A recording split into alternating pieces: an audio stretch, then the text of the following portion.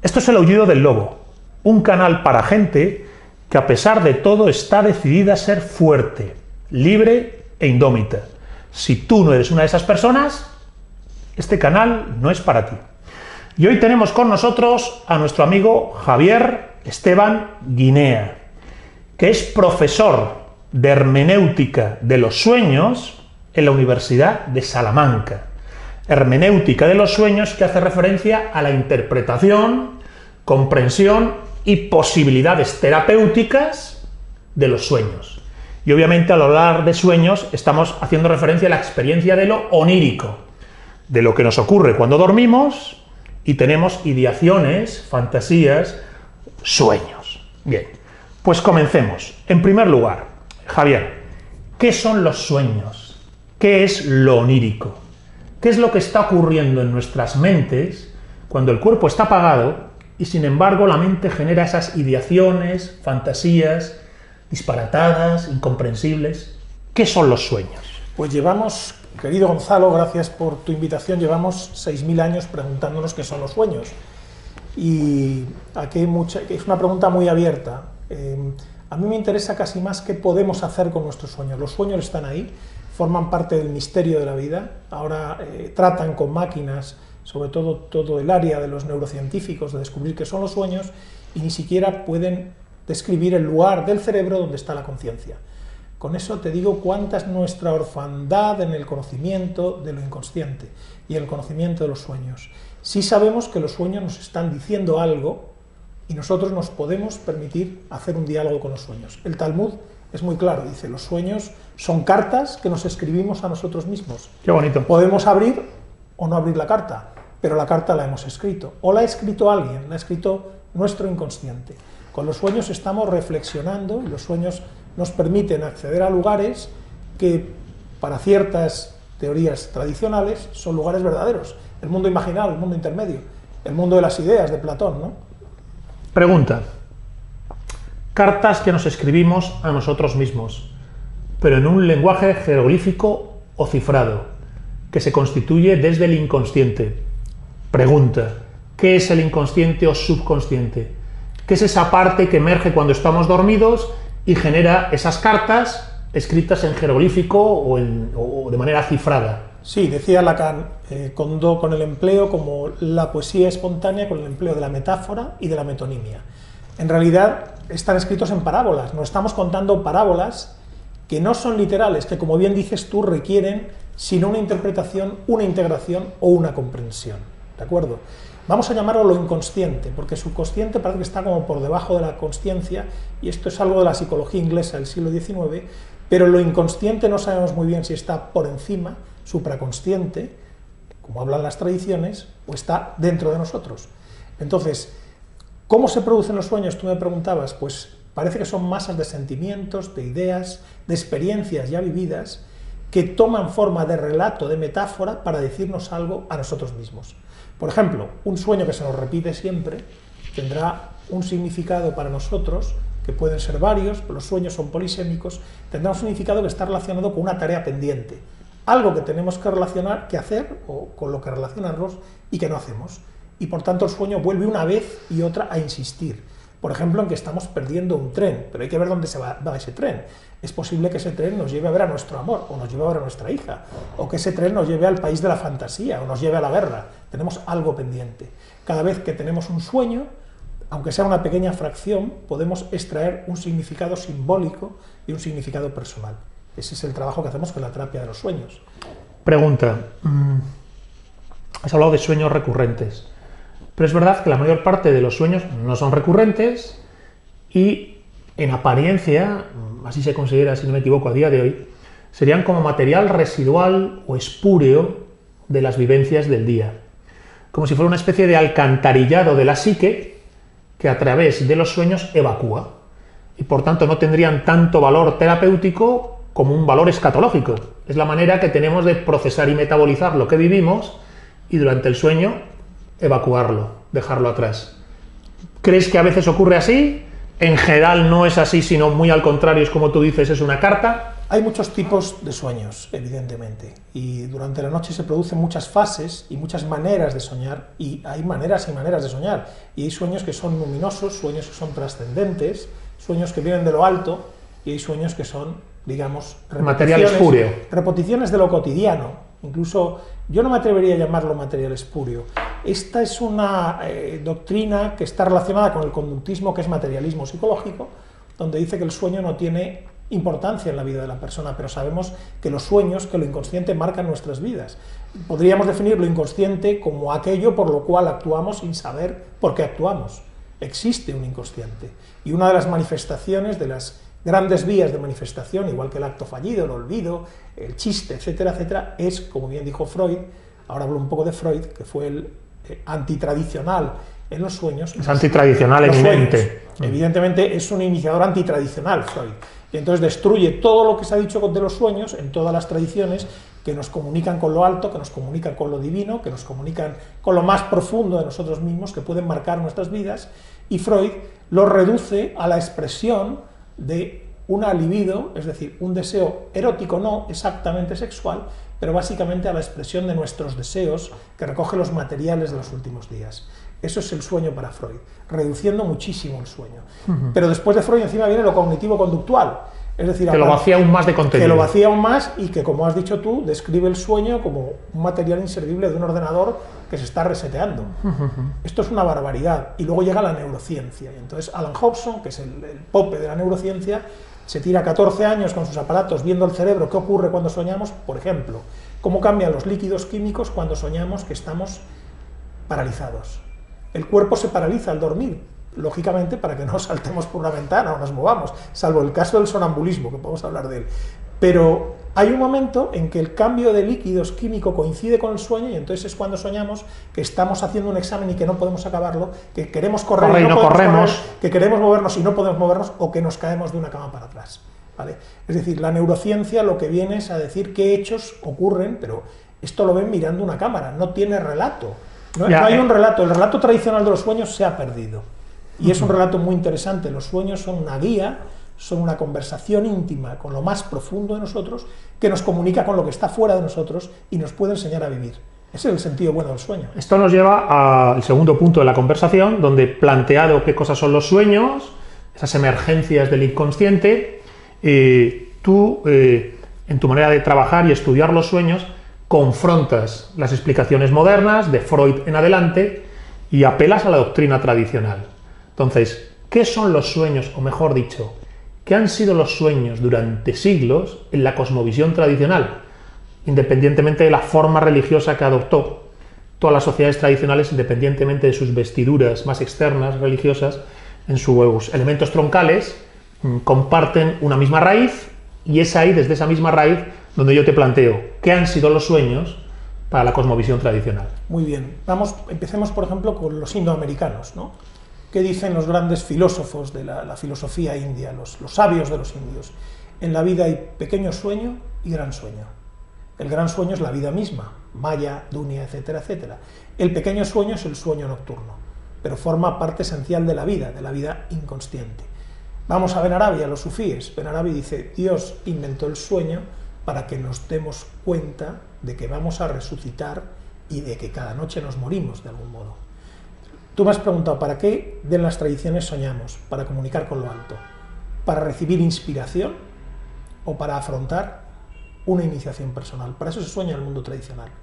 O sea, la doctrina tradicional pone en valor el sueño como un elemento de autoconocimiento. Efectivamente, de autoconocimiento, de iniciación y de preparación para la vigilia. Esto pasa en los paganismos, pasa en los sueños, en el mundo antiguo prácticamente. Luego, los monoteísmos lo que hacen es dar un sentido de mensaje al sueño. Esto que he dicho el Talmud, claro, es origen monoteísta, ¿no? Entonces dan ya un sentido al sueño, y el sueño se convierte en un vehículo, en un puente, en un pontífice entre el cielo y la tierra, y entre Dios, el Dios monoteísta, y los hombres. Los profetas son inspirados por sueños, los santos son inspirados por sueños, etcétera, etcétera. Igual que lo es el guerrero, igual que lo es el luchador en el paganismo, igual que lo es el combatiente. Pero ojo, es que cada hombre, como tú bien sabes, tiene un héroe dentro. No hace falta ser un soldado de fortuna para tener un héroe. La vida es un hecho heroico de por sí. Somos antropológicamente heroicos. los hombres y las mujeres. Porque hay una prueba que afrontar, que es la del autoconocimiento, Eso es. a través de las experiencias de la vida, por Eso decirlo es. así. Y digamos que estas experiencias se manifiestan sin censuras a través del sueño. En el sueño no hay la censura de la vigilia, no tenemos los límites de la vigilia, de que aquí hay 3 dimensiones, de que es ortogonal esta habitación, de que hay un techo blanco. En los sueños todo es posible. ¿Por qué? Porque hay una parte del pensamiento del cerebro, esto gracias a la neurociencia. Lo sabemos, la parte racional del cerebro se duerme, pero la parte emocional del cerebro y la parte memorística del cerebro se aviva. Con lo cual vemos la realidad de otra manera, que es tan real como la realidad. Es tan real como la realidad. Pero fíjate que al hablar de la doctrina tradicional, en el ámbito del Sanatana Dharma, del hinduismo, de la India, has dicho el gran sueño y el pequeño sueño. La realidad en la que vivimos, como una realidad meramente de segundo orden respecto del absoluto, y al mismo tiempo el sueño como una realidad incluso de tercer orden respecto del absoluto. Eso es. La experiencia del sueño para poder despertar, es decir, la enseñanza del despertar. Eso es. Y luego, a través del sufismo, nos has hablado también de la mensajería, o la mensajería, la invitación desde el sueño a unos mensajes que debes descifrar en vía a un autoconocimiento. Siendo el autoconocimiento, hay que subrayarlo, el eje axial de cualquier sociedad tradicional. Por supuesto. La sociedad tradicional se basa en conócete a ti mismo, despierta tu esencia, vive en esencia presente. Bien, la doctrina tradicional entonces está dando un valor no secundario, sino principal a la experiencia onírica.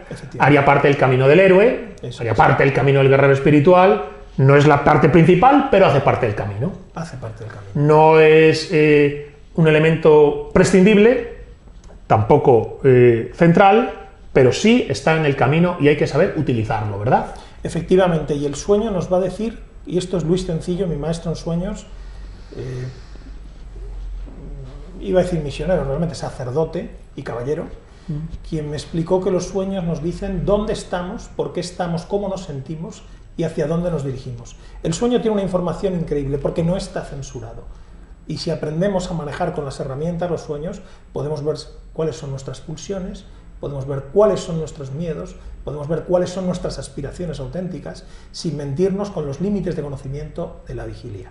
Entonces, en la tradición han tenido un uso. Cuando se llega a Freud, Freud dice, voy a rescatar, voy a quitar toda esta basura religiosa como expresión de la neurosis del mundo y voy a cambiarla por una manera de conocer los problemas patológicos. Sí, en Freud ya hay un materialismo nihilista alrededor de la interpretación de los sueños. Yo siempre digo que el tema de los sueños ha quedado zancadilleado y lesionado por las tesis freudianas. Exacto, y ahí nace luego la herejía de Jung. Jung se rebela contra esto.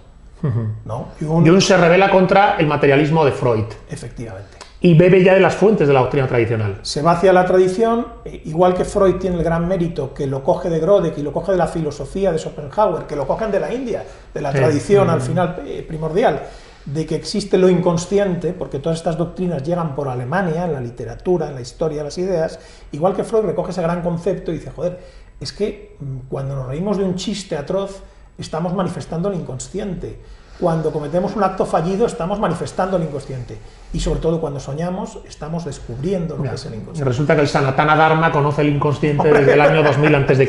como poco. Como poco. Vale. Aquí la pregunta es, ¿cómo damos ese uso terapéutico a los sueños a día de hoy? Es decir, si dejamos a un lado todo lo que es el material antitradicional y subversivo de Freud en adelante y tomamos como referentes la hermenéutica tradicional, de la doctrina tradicional, ¿cómo usamos los sueños? ¿Cómo los sueños que tenemos podemos darle ese uso terapéutico de, me decías hace un momento, dónde estoy, dónde vengo, qué debo hacer, cuál es este momento de mi vida, qué carta me ha enviado el inconsciente, cómo la descifro? Entonces, ¿cómo damos uso a los sueños? ¿Cómo hacer de los sueños una hoja de ruta? Exacto. Esa es la cuestión.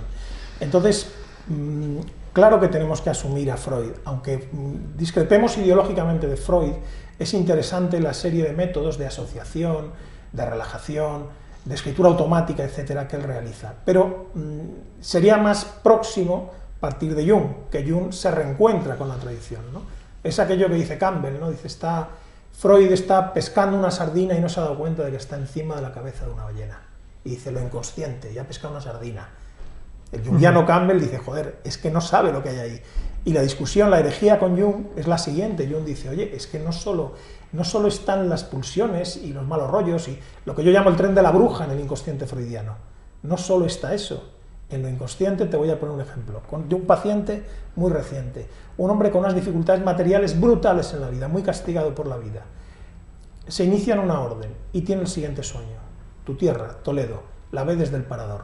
Y Toledo, en lugar de tener esa parte moderna, horrorosa, tal y cual, Toledo está cubierto por el mar hasta que llegan las alforjas, hasta que llegan las grandes puertas de Toledo, y Toledo es una ciudad marina, flotante, ideal, prácticamente como las ciudades del siglo XV. Ese es un sueño. ¿De dónde sale eso? ¿De dónde sale esa capacidad para percibir la belleza en estado puro, en un momento en que una persona requiere una ayuda en su vida? Pero está golpeadísimo, abrasadísimo de la vida. Está quemado. Está quemado porque se ha orientado, ha podido entrar en la belleza porque tiene un oficio cercano a la arquitectura y ha podido entrar en la belleza y conectar con lo profundo, pero en su día a día se ha olvidado de sí mismo, se ha olvidado del sí mismo. Y este sueño le va a colocar, porque va a decir, joder, pero ¿qué es lo que tengo dentro? Tengo dentro catedrales, tengo dentro belleza, tengo dentro, yo le decía, la capital espiritual de España, ¿no? Parafraseándoos a vosotros, ¿no? O es una mujer que está embarazada por segunda vez, y cuando tiene la niña empieza a escuchar esa voz que los orientales llaman el wash-wash, es decir, el demonio, y que le está diciendo, te vas a convertir en un ama de casa, porque ella es una gran delineante. ¿Pero sueña eso o empieza a tener ese run-run? Empieza a tener este un run-run mental de voy a ser una ama de casa, voy a perder mi profesión. Estás haciendo la tonta, una ama de casa, llega un momento en que se desespera con la hija. Solo tú te ocupas de ella. Afortunadamente tiene el siguiente sueño. Simplemente un rostro, angélico, asexuado, pero se le presenta una y otra noche. Y a partir de la imaginación activa comienza a hablar con el rostro, al cual considera un ángel. Ese sí se aparece ya en sueños, propiamente dichos. Aparece en sueños. Y luego lo utiliza, esa imagen, esa imago angélica, que ella dice que es como si fuera un cuadro del siglo XVI o XVII con un ángel, la utiliza para dialogar consigo misma. Y se da cuenta que la presencia es la del ángel, para calmar esos demonios. Ese demonio que le está diciendo, has fallado, te has equivocado. Te has equivocado y que está celosísimo ese demonio.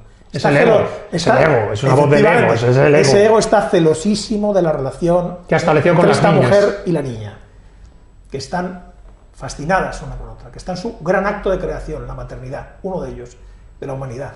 Pues está el ego, Saitán. O sea, a través del sueño de ese rostro angelical, ella empieza a darse cuenta de que ese demonio, ese ego que le susurra, efectivamente es negativo y no tiene razón. Efectivamente. Y se reencuentra con la experiencia angelical de la maternidad. Cuando ella ve al ángel, cuando ella ve la imagen del ángel, porque está como en un cuadro, no es una imagen de un ángel, es los ángeles. Sí, bueno, ella ¿qué son los ángeles? Tiene una visión de un rostro que no sabe cómo explicarlo, pero tú lo ubicas en el arquetipo angelical, por decirlo así. Lo ubicamos en el arquetipo angelical. Yo una vez pregunté a un sheik, conocedor de los ángeles, qué son los ángeles, y me dijo, 7 forman una gota de agua. A partir de ahí, digamos que esta mujer se encuentra con una imago que poco a poco va descubriendo que es asexuada, que por la forma de cara, por los brillos, por lo que desprende. En un sueño recurrente. En un sueño que empieza a ser recurrente. Y entonces y se le queda la imagen dentro y puede trabajar con ella. Entonces, cuando ve este sueño, que es curioso, cuando ve este sueño, ella siente asombro y baja la mirada. O sea, en el sueño tiene un darse cuenta, un atisbo de lucidez natural, donde baja la mirada y dice, joder, pero si existe esta grandeza, existe este alma, existe esta manera angélica de estar en la vida. Cállate ya, demonio. Está trabajando sobre eso. Qué interesante. O sea, que los sueños vienen en el momento oportuno a darnos un toque oportuno si sabemos escucharlos. Entonces, el sueño muchas veces no lo recordamos, otras veces parece simplemente absurdo. Sí, no lo entendemos. No lo entendemos. Pero es verdad que hay sueños que por lo que sea recordamos de manera especial y marcan de manera especial. Esos son los que tienen alto valor terapéutico. Entiendo, más que ningún otro. Efectivamente, se producen ciertos sueños. O sea, el sueño que te despiertas y dices, vaya, he soñado esto, soy consciente de que he soñado esto. Y por lo que sea, miro ese sueño, lo rememoro, ese es el sueño de valor terapéutico. Efectivamente, un hombre padece unos miedos terribles, porque ha tenido una infancia con determinados riesgos. Y ese hombre tiene que tomar una decisión que además está relacionada con el campo militar, tiene que hacer un voluntariado, digamos que tiene que entrar en combate de alguna manera. Y entonces tiene un sueño donde se presenta en una isla y la isla, que aparentemente está despoblada, empieza a ver que en los suelos se mueve algo. Eso que se mueve son serpientes de 12-14 metros de colores, y entonces todo el sueño es estar quieto y cómo le pasan las serpientes cerca. Él sabe que si manifiesta miedo lo van a devorar. Él sabe que si intenta huir lo van a matar. Le cogen. Él sabe que si se intenta enfrentar a ellas como si fueran dragones no tienen nada que hacer. Estamos hablando de serpientes que tienen la cabeza como todo este cuadro que tenemos detrás. O sea, estamos hablando de monstruos. Los monstruos, el miedo de cada uno, ¿no? Al día siguiente ha tomado la decisión. La noche ha sido pavorosa, pero ha tomado la decisión desde la templanza. Es un sueño a través del símbolo de la serpiente, que para nosotros cristianos es un símbolo... Es el mal. Es el mal, personificado. Bueno, es un arquetipo maligno. Es un arquetipo maligno, pero en este caso, ese arquetipo, que es polisémico, como todos los arquetipos, en su caso concreto le está enseñando lo que es la templanza y puede tomar la decisión. O sea, él hizo una lectura terapéutica del sueño. Exacto. Y pudo tomar una decisión ya de pura templanza en su vida cotidiana. Efectivamente. El miedo paraliza. El miedo, y entonces no tiene sentido. Luego hay sueños más claros todavía. Imagínate, una pareja rompe, pero existen los vínculos invisibles que hacen que esa ruptura sea infructuosa. No pueden llegar a romper. Hasta que ella empieza con la meditación, con el grupo de amigos del desierto, además. Sí, con Eugenio, con Pablo Dors. Con Pablo Dors. Me encantaría un día grabar con él, Pablo Dors. Pues será un placer para él venir. Quizá, bueno, me adelanto, soy amigo suyo, pero... Y entonces empieza a iniciarse con el grupo de Pablo Dors y ella llega a un momento en que sueña con una casa, nunca ha soñado con esta casa, y esta casa es una casa que tiene un templo que es palaciega. La casa es el alma de uno mismo, normalmente como símbolo, y se manifiesta de diferentes maneras. Y ya sueña que llega a este templo, esta casa, y junto a ese templo hay una fontana, y junto a esa fontana, en un diván, está su pareja, su expareja. Pero cuando y le parece a ella que está contento, pero cuando se acerca a él y le va a dar la vuelta, se da la vuelta y es un hombre sin rostro. Vaya. No es él, es un hombre sin rostro. Es el fantasma de la relación que quedó. Claro, esto en una terapia de crecimiento, donde alguien tiene que soltar amarras... Le permite hacer la desvinculación. Exacto. Cerrar cajón, cerrar círculo. Se está contando en metáfora lo que le está ocurriendo. Pero esto está en todos los mitos, está en Tristán y Isolda. O sea, es interesante. Planteas entonces que esta mujer, que ha tenido una separación asumida, consciente, sin embargo el vínculo no terminaba de romperse. Y lo cual la hace muy infeliz. Claro, porque no termina de pasar página, por decirlo así. Y a través de los ejercicios de meditación, con Pablo Dors, Amigos del Desierto, tiene este sueño. Tiene este sueño donde hay una casa con un templo dentro, por primera vez aparece un dentro templo, de la casa hay un templo. donde hay un diván y está su pareja. Pero cuando se acerca no hay rostro. Que ella cree que está feliz, que está cómoda allí, pero al dársele la vuelta descubre que es un hombre sin rostro. Y eso a ella, a posteriori, le ha servido para tomar conciencia del fin de la relación, realmente. De que realmente... De pasar páginas sin desgarro, sin ruptura y... Porque en mi casa tengo un templo y porque estoy bien conmigo mismo. Entiendo. Y entonces descubro que aquella parte masculina, porque en el fondo la pareja que elegimos es la contraprestación sexual, ¿no? La forma externa de lo masculino y lo femenino, ¿no? O sea, en la pareja está la forma externa femenina que te cumplimenta y viceversa, la forma masculina que te cumplimenta.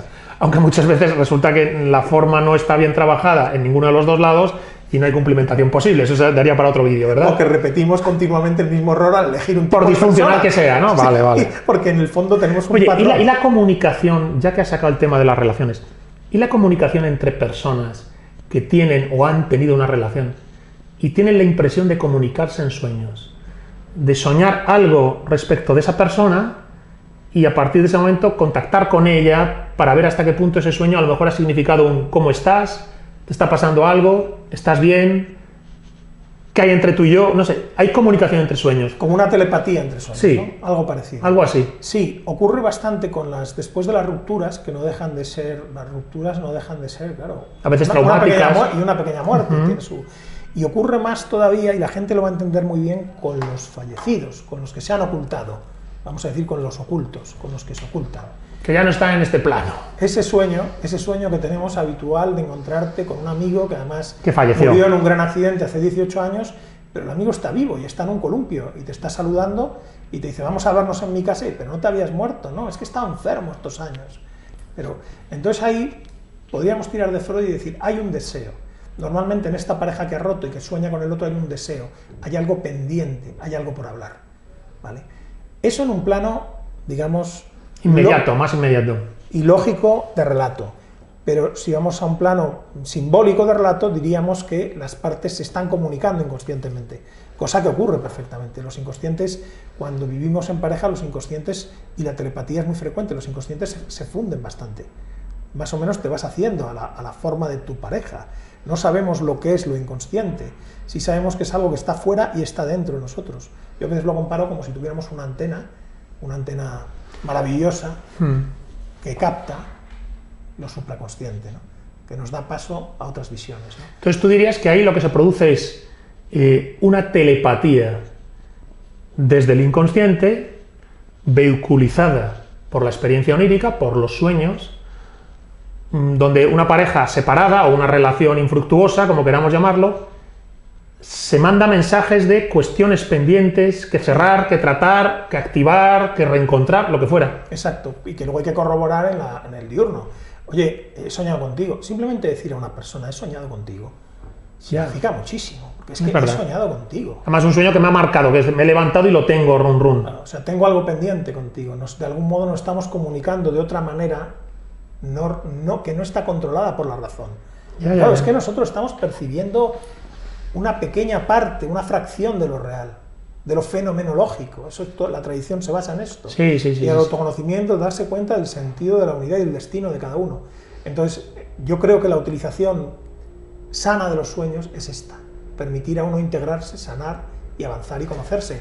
Y entonces hay terapias donde vienen pacientes y solamente hablan de sueños. Esto no es frecuente la primera, la segunda vez, pero ya los sueños, abren su cuaderno de sueños con una metodología determinada, con una serie de rasgos, etcétera, etcétera, con una serie de métodos, y ya van hablando en sueños prácticamente. Y llegamos a aquello, hay una Tariqa Sufi, los Yerraji, que es donde estaba medio vinculado, Franco Battiato, vinculado, que solamente hablan de sueños con el maestro. Solo pueden contarle sueños.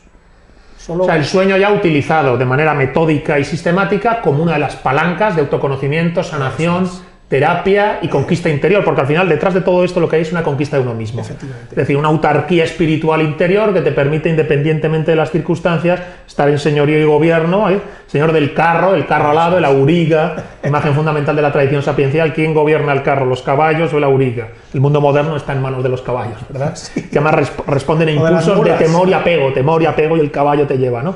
Entonces, para ser buen auriga, el sueño es una herramienta, una hermenéutica. Y tú planteas entonces que a lo mejor hay que anotarlos, los que sean sistemáticos. Bueno, los trabajamos con un cuaderno y el cuaderno... Los que son especialmente o recurrentes o especialmente conscientes de ellos al despertar, anotarlos, revisitarlos y destilar sus enseñanzas. Los anotamos, por ejemplo, en una página derecha de un cuaderno personal de bitácora, un cuaderno bonito, un cuaderno que nos guste. En la parte izquierda vamos a ir anotando lo que entendemos del sueño, lo que nos acordamos luego del sueño, y luego hay una serie de métodos. Señalamos los personajes, señalamos los lugares, señalamos las acciones, y vamos por el método Jung, que es la subjetivación total, identificándonos con todo el sueño. Como luego, si quieres, hacemos con un sueño tuyo. Bien, vamos a hacer el ejercicio. Vale. Vamos a hacer el ejercicio para que a modo práctico sirva a quien vea el vídeo. Normalmente los sueños, nosotros trabajamos, y estos Gestalt, estos Pearls, en presente y primera persona. No, yo soñaba, yo sueño que, para hacerlo más consciente. Vale, ok, bueno, vamos a hacer el ejercicio a ver si lo sé hacer. Mira, el sueño que yo tuve, o el sueño que tengo, que es que hable en presente, ¿no? Yo sueño, ocurre hace muchos años, es un sueño que tuve cuando yo estaba en la universidad. Yo creo que debía tener escasos 20 años o 21, no debía tener más, ¿verdad? Y yo no estaba nada feliz. Son, por decirlo así, unos años oscuros en los que yo, en la universidad, pues me sentía desubicado, no pintaba nada y además, bueno, pues no encontrabas tú. Era un momento, vamos a decir, de opus nigrum, se dice en la alquimia. Es un momento de opus nigrum, ¿no? El bosque oscuro de Joseph Campbell, como queramos llamarlo. Entonces yo tuve un sueño, de todos los sueños que, porque me lo has preguntado antes de empezar a grabar, yo creo que es el sueño que más recuerdo, que más me ha marcado. Entonces yo en este sueño luchaba con mis puños, con mis manos, con una especie de gigante o de ogro, que tampoco iba armado y solo luchábamos con puños. Nos abrazábamos, nos pegábamos, nos tirábamos, parecía una especie de MMA, artes marciales mixtas, se llama a día de hoy, una especie de mezcla de golpeo y técnicas de jiu-jitsu, ¿no? Una cosa así. Con violencia, o sea, era una con pelea. Mucha violencia. Y era una pelea sofocante. Con rabia. Era como pelear con una anaconda, o sea, se te agarraba. Y entonces, En un momento dado, ya el ogro, el gigante, me tiraba contra el suelo y ya levantaba los brazos como para abalanzarse sobre mí. Recuerdo que era de tez oscura, era como negro, tenía el pelo rubio pajizo, tenía la cara como deformada, era humano, pero tenía la cara deformada con una mandíbula muy grande, una frente muy estrecha, una cara muy amplia, unos ojos muy pequeños, blancos, ¿vale? Entonces ya se tira encima mío y digo, hostia, se ha hecho conmigo, qué cabrón. Y en ese momento recuerdo que pasaba como un viento.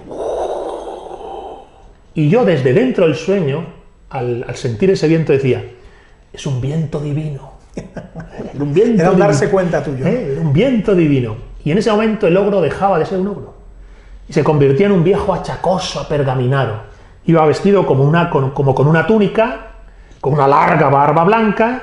Quiero recordar que llevaba un cayado, pero podría no llevarlo, ahí estoy. Y creo recordar que llevaba un gorro que parecería hasta cierto punto un turbante, pero no estoy muy seguro. Quizás más un turbante como los de la India, sí. el turbante indio, pero no estoy seguro del todo. El caso es que yo ya me incorporaba, porque el ogro había desaparecido y ese viento divino lo había convertido en ese anciano venerable, de un aspecto venerable. Entonces al acercarme me decía algo. Y en el momento de yo escucharlo en el sueño, ese algo era la síntesis de la sabiduría.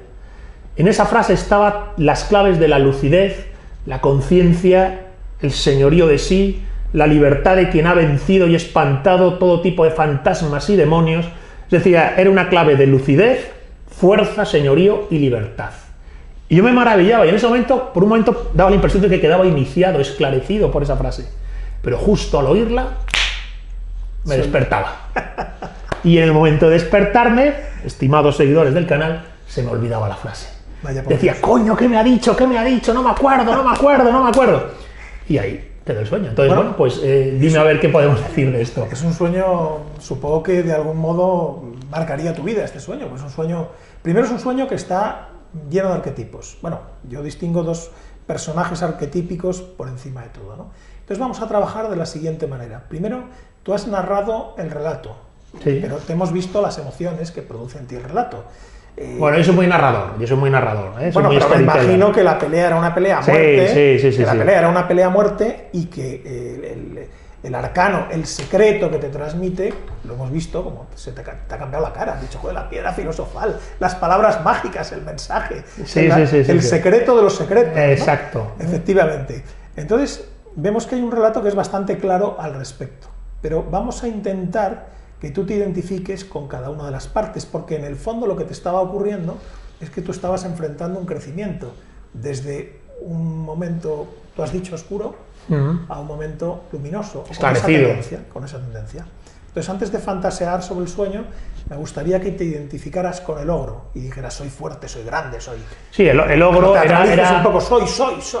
El ogro era una epitome de fortaleza. Soy una epitome de fortaleza. Soy una epitome de fortaleza, una epitome de fortaleza física. Soy fuerte. Era como una especie de... Soy fuerte. Sí. Soy una especie de... Sí, era una especie como de... Soy una especie de gorila, ogro, no sé, una cosa así, tremebunda, un gigante de cuento. Un gigante de cuento, con unas manos grandísimas. Deforme, ¿no? Con cierta deformidad. Sí, pero una deformidad fruto de su brutalidad. Soy bruto, sin miedo. Vaya, soy un poco bruto. Y bien. Y a partir de ahí. Y a partir de ahí podríamos decir, y así es como yo vivía mi vida. Es que no estoy seguro que la viviera como un bruto, a lo mejor sí, no recuerdo. Una parte tuya, tal vez. Fíjate que es oscuro. Cuando aparece, esto para que lo entiendan los oyentes, cuando aparece lo oscuro, normalmente en forma era como negro, marrón, de habitante oscuro. del sur o de otra raza, normalmente... No, pero en este caso yo no identificaba otra raza, yo identificaba una oscuridad fruto de su brutalidad, quizás. Vale, normalmente esto nos indica que nos estamos acercando, aproximando a una parte sombría nuestra, es decir, a una sombra personal, algo que no reconocemos como nuestro, que no aceptamos. Por eso suele salir con tonos oscuros. Pero lo que está claro es que esa pulsión de lucha en la cual participas tú pegado a él, o sea, realmente parecía grecorromana. Me ha venido esa escena de Excalibur, creo que es en Excalibur, cuando el caballero pelea con sí mismo, ¿no? En la pesadilla aquella y sí. Atravesando. Lo que pasa es que en este caso la pelea era sin espadas, era como de lucha grecorromana. Era una lucha noble grecorromana, pero digamos que tú estabas enfrentando unas pulsiones que están relacionadas con la brutalidad, con la fuerza, con algo que te domina, que te dominaba en aquel momento porque llega a dominarte, pero en el momento en que te domina hay lo que llaman un despertar y hay un hacerse consciente, y entonces de alguna manera el sueño se convierte, que ya hemos hablado de tus sueños lúcidos, en un sueño con un atisbo, con una ventanita de lucidez, y es un viento divino o hay un viento divino. Y a partir de ese momento este arquetipo monstruoso, un poco titánico, por así Titánico, decirlo, sí. es un titánico, Lo correcto sería más titánico que monstruoso. Que seguramente tiene que ver algo con una parte de tu personalidad, porque en el sueño somos el director, el que reparte las palomitas, el actor, protagonista, el productor. actor y todos, el caballo, la auriga, Todo somos eres tú. todo, como decía Gurdjieff, ¿no? Todo eres tú en el sueño. Entonces, esta parte tuya, que probablemente te llevara a un modo de vida, ves que te vence, pero en ese momento hay un tragaluz sonoro que te dice: es un viento divino, o hay un viento divino, o hay un viento divino. ¿Cómo te imaginas que sea ese viento divino? ¿Podría ser ese viento divino? ¿Es cálido, es fuerte, es norte? No, es Soy evocador. evocador. Suena así como narración romántica del viento en las cumbres o una cosa así. Soy evocador. Soy evocador y el viento romántico. en las cumbres. Y vivo en el viento en las cumbres. Tiene un punto romántico, la verdad es que era bonito de ver, de sentir. No de ver, bueno, se ve, pero de sentir. Y eso forma parte de mí, ¿no? Y eso forma parte de mí. Si estuviéramos en un círculo de sueños, tú tendrías que hacer ahora de holo, tendrías que hacer de meteoro, tendrías que hacer de viento que corre. No lo vamos a hacer si no te importa. No, pero bueno, vale. Entonces, fíjate cómo el relato se transforma en la lucha titánica con una parte de ti misma que te vence. Quien se vence, vence. Y cómo hay un atisbo, un atisbo de luz, de sonido, de viento, que dices viento divino, y rápidamente pasamos a otro arquetipo. ¿Cómo es el otro arquetipo? Yo al otro arquetipo, cuando me cuentan los sueños los visualizo. Es una educación, puedes tener un don y luego... Sí, es el maestro venerable, da la imagen del arquetipo del maestro venerable, de Gandalf, Merlín, el druida en el bosque, Obi-Wan Kenobi, el gran sufi, el hombre verde, el hidra. Exacto, el hombre verde, como queremos llamarlo. El santo cristiano, o sea, sí. peregrino también, el tarot, ¿no? El loco. Odín, que también es el sabio, maestro de sabiduría, un poco así. No lleva lamparita, pero... No, me parece que sí, el ermitaño del tarot, quieres decir. Eso es. Sí, evoca un poco esas ideas. Aunque no lleve la lamparita, no evoca esas ideas del ermitaño, guardián de la tradición o guardián de la sabiduría y el conocimiento. Una de las maravillas que debemos a Freud, porque algo le debemos también, es el descubrimiento de que en lo inconsciente el tiempo no existe. No es que lo haya descubierto Freud, sino que él lo escribe. Ya. Entonces, y es muy interesante que Freud escriba que en el inconsciente no hay tiempo, porque hemos descrito una narración lineal, ¿no? Vamos a seguir ahora con el sueño, pero esto es importante, donde hay una transformación, hay una transmutación, hay una metanoia arquetípica, donde este titán se va a acabar transformando Un maestro de sabiduría. en un maestro de sabiduría, lo cual podría ser tu ideal de vida. Yo, de hecho, cuando hablabas con él, la barba le va creciendo, pues te veía a ti mismo como una potencia de maestro de sabiduría y como una persona que se transforma personalmente en un maestro de sabiduría. Con lo cual tenemos un sueño que dices, parece una premonición. No, es que ese sueño es un punto de inflexión en tu vida, por eso te acuerdas tanto de él. Y hoy te pareces más de lo que crees al maestro de sabiduría. Vaya. Y has abandonado al otro, al brutote. Al brutote. No, están ahí todavía, quizá.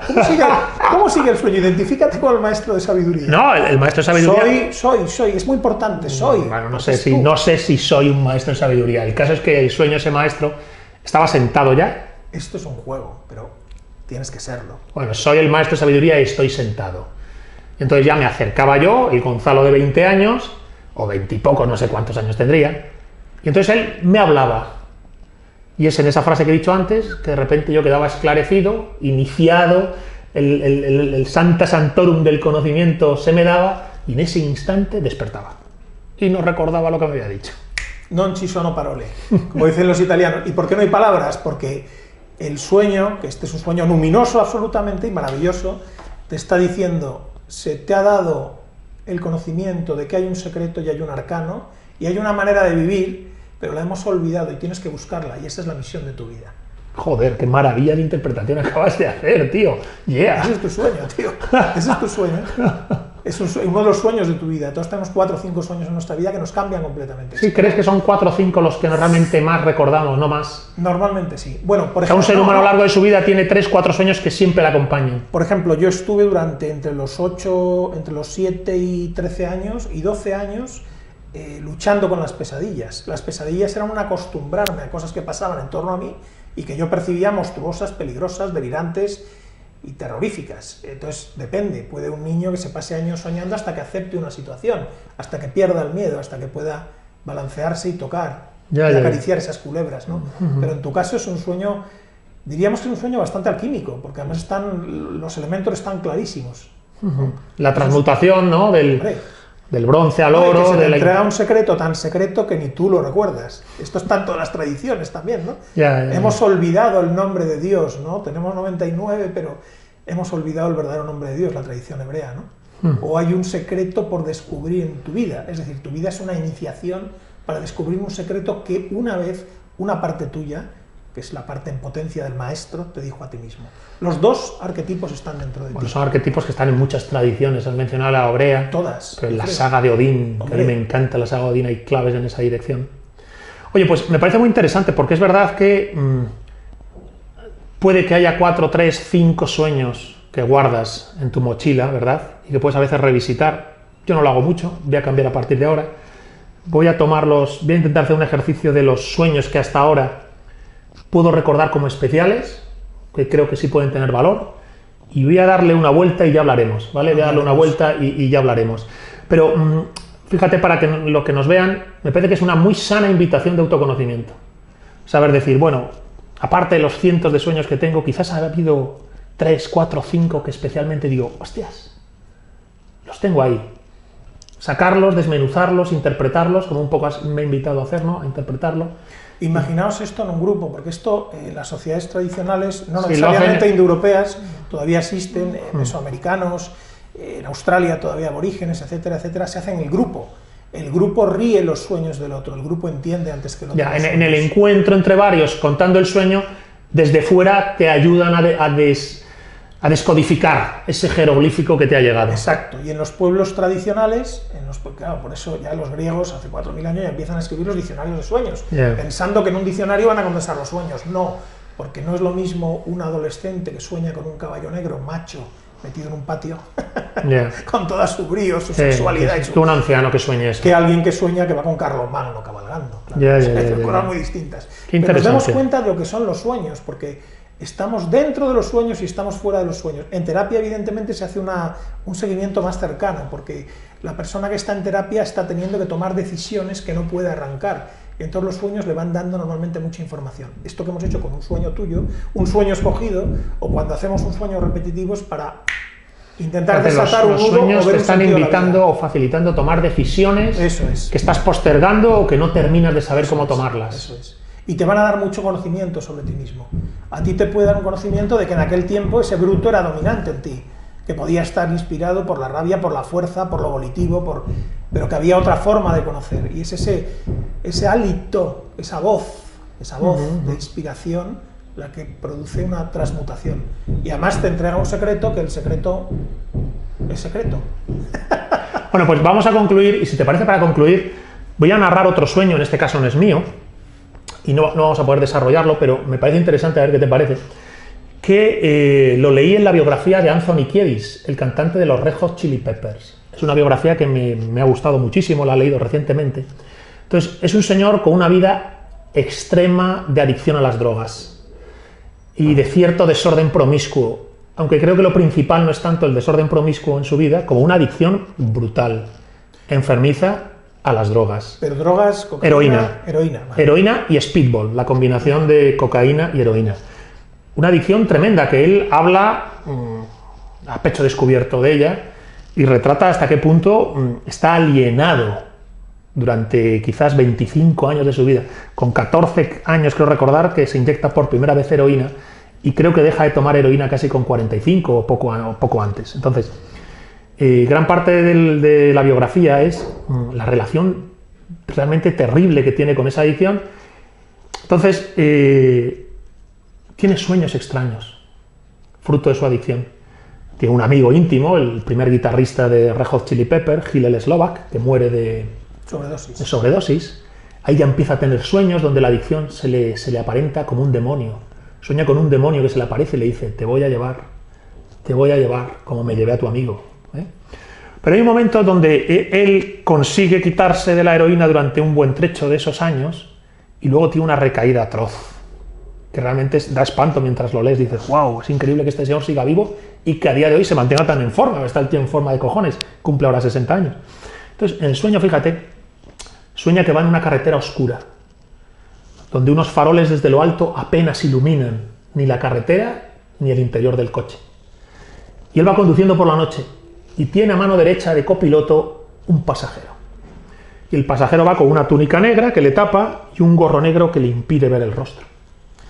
Y él está intimidado por esa presencia mientras conduce. Mira a un lado, esta presencia oscura de copiloto. Y en un momento dado, la luz de esos focos consigue entrar en el coche e iluminar al copiloto. Y en ese instante el copiloto levanta la cara y se le puede ver. Y es el mismo.